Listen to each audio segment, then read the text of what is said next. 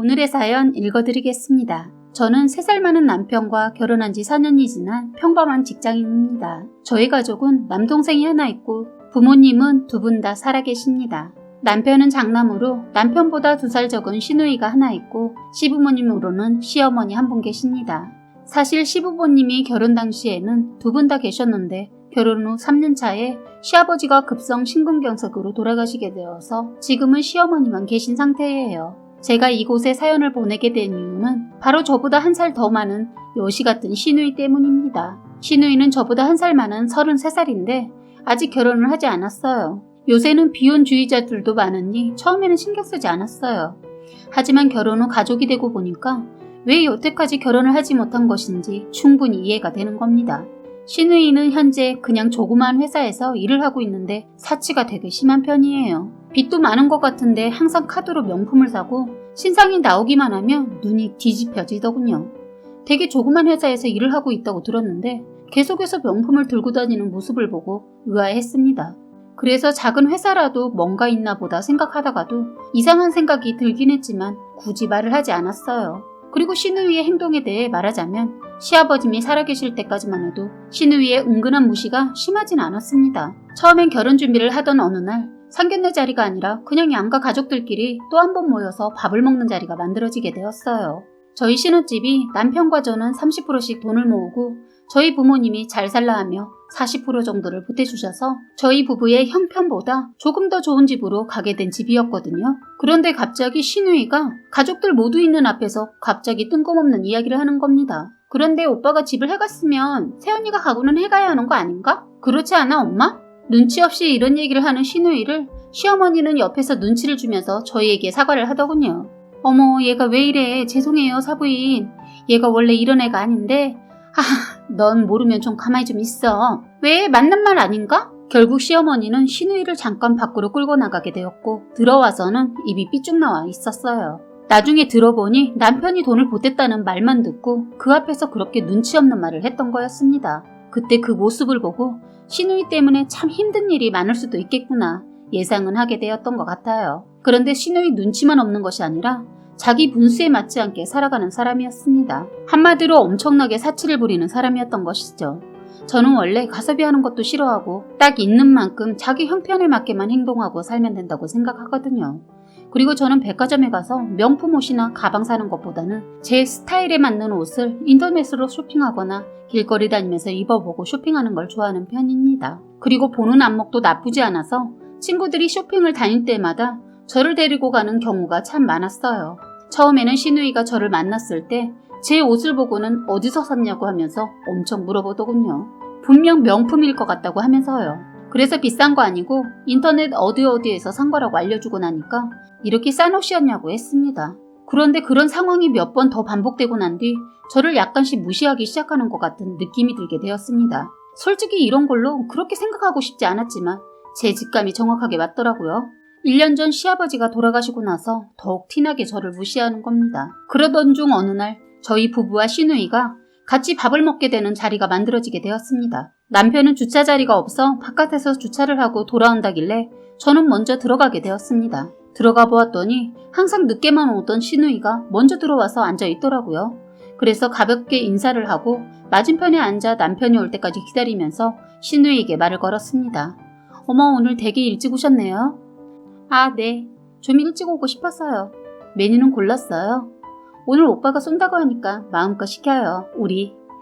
라고 하면서 어색한 분위기를 푸는데 갑자기 비웃음을 치더니 제 기분이 상하는 말을 하더군요. 그런데 맨날 옷도 인터넷이나 길거리에서 사 입고 우리 오빠 보기에 쪽팔리지 않아요? 나랑 1살 차이 나는데도 옷도 너무 싼 것만 입는 것 같아서. 네? 저희 아직 30살 초반인데요. 저는 아직 명품이랑은 거리가 먼 것 같아서요. 그럼 아가씨가 사주는 건 어때요? 시누이는 저보다 돈도 못 벌고 매번 카드빚으로 사는 것을 다 알긴 했지만 괜히 시누이와 감정골이 깊어질 것 같아서 모른 척 해주었어요. 그리고 갑자기 이런 말 꺼내는 시누이에게 화가 나기도 했지만 참았습니다. 그런데 그것도 모르고 계속 저에게 깝치더군요. 아 근데 진짜 새언니는 옷만 조금 더 비싼 거 입으면 참 좋을 텐데 오빠는 창피하겠다. 아가씨 적당히 해요. 저는 아직 명품 생각도 없고 아가씨처럼 형편도 안 되는데 무리해서 사고 싶지 않거든요. 뭐? 방금 뭐라고 했어? 형편이 안 돼? 말이 조금 심한 것 같은데요? 저 아가씨가 무슨 돈으로 그렇게 명품을 사고 사치를 부리는지 다 알고 있으니까 이젠 적당히 해요. 저도 참는 거에 한계가 있어요. 어머, 뭘 알고 그러는 건데? 어이가 없어서 진짜. 월 200만 원 정도 버신다고 들었는데 아니에요? 어떻게 200 가지고 한 달에 그렇게 사대는 건지 참 구경하는 재미도 있더라고요. 뭐? 오빠가 알려줬니? 아니거든. 230이거든. 알 거면 제대로 알고 말해라. 200이나 230이나 뭔 차이인지. 물론 다른 사람이 보기에는 많은 차이일 수도 있겠지만요. 둘 다 그렇게 사치 부리기엔 터무니없이 적은 액수 아닌가요? 자기 주제를 알고 살아야지. 겉만 번지르르 하면 뭐예요. 사람이 먼저 명품이 되어야지. 너 지금 하는 말들 다 책임질 수 있는 거지? 아가씨가 이 말을 하자마자 남편이 들어왔습니다. 시누이가 빨개진 얼굴로 남편에게 말을 꺼내려고 하자 제가 먼저 남편한테 말을 걸었어요. 어머 자기야, 주차 자리가 없었나 보네. 엄청 오래 걸리고. 음식은 시켜뒀어? 아가씨는 속이 안 좋대. 그러고 보니까 혈색이 안 좋은 것 같지 않아? 아가씨 얼른 가봐요. 제가 이렇게 하니까 뭐라고 하려다가 그냥 씩씩대면서 자리에서 일어나는 겁니다.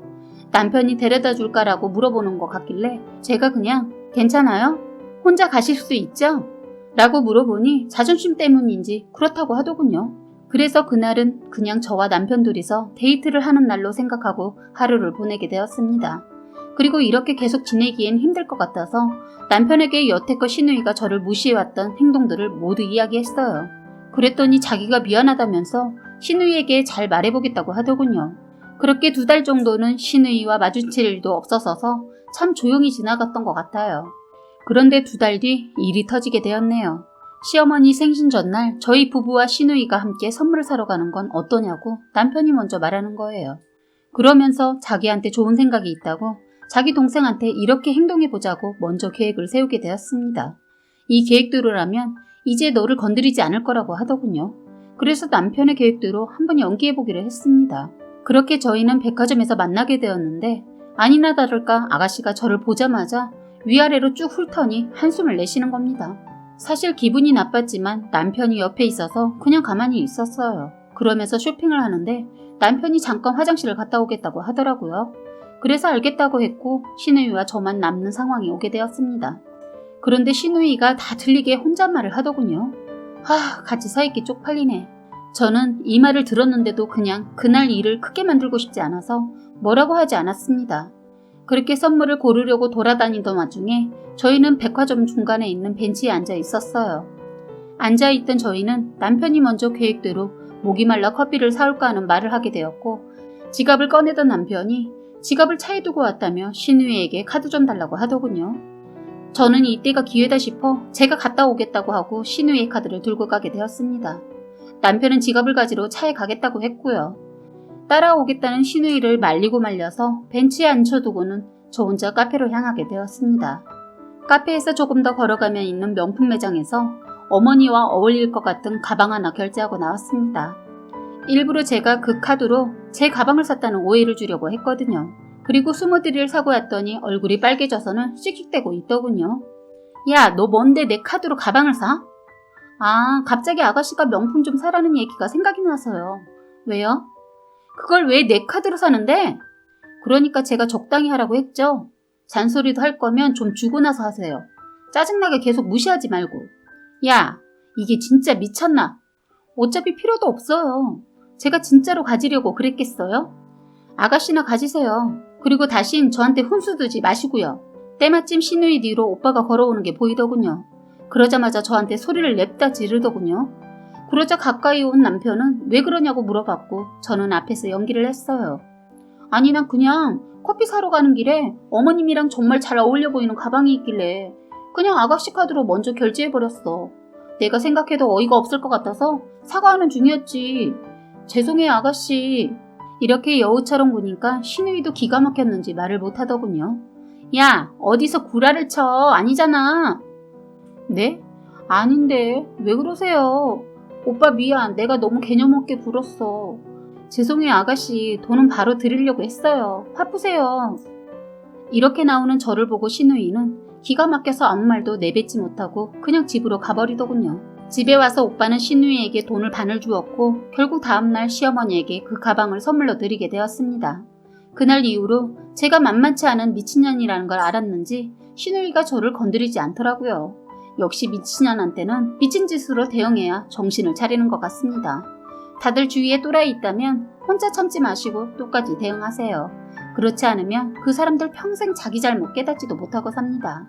사연은 여기까지였고요. 구독과 좋아요, 알림 설정 부탁드리겠습니다.